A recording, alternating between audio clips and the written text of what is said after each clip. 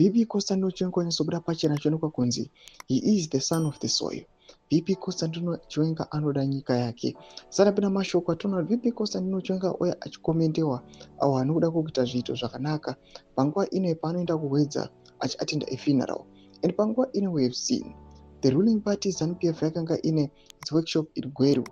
Yakanga tiona kuti the central committee ndo kwanga iri yakagara, and we've seen VP Constantino Chiwenga is snubbed that event. He did not attend. Saka pena mashoko budanyo panguva ino VP Constantino Chiwenga vari kuhwedza ndo subscribe or like on the bell icon.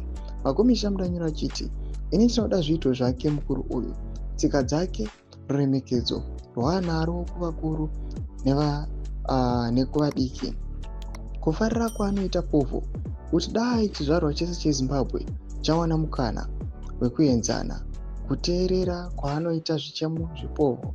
Ladies and gentlemen, please meet General Chiwenga aka Mukanya. Temba Mliswa nevamwe vake vanorwadzawo kuti sai Chiwenga chidiwa nevanhu kudai. Anyways, tinomudira zviito zvake nemabasa ake. Ndo mashoko anouya panguva ino aya vanhu vachipresa VP Constantino Chiwenga nokuda kwezviito zvake. Panguva ino kuchionekwa kunzi VP Constantino Chiwenga is trying by all means aiwa kusaatenda mameetings evanhu vanoziva kuti vanoplana zvinhu zvinenge zvine corruption mukati, zvinhu zvinenge zvisiri kutransparent, zvinhu zvinoonekwa kunzi zvinguri zvecronism. Mukaona right now he did not attend the central committee. VP Constantino Chiwenga havachangowanikwi pese pese.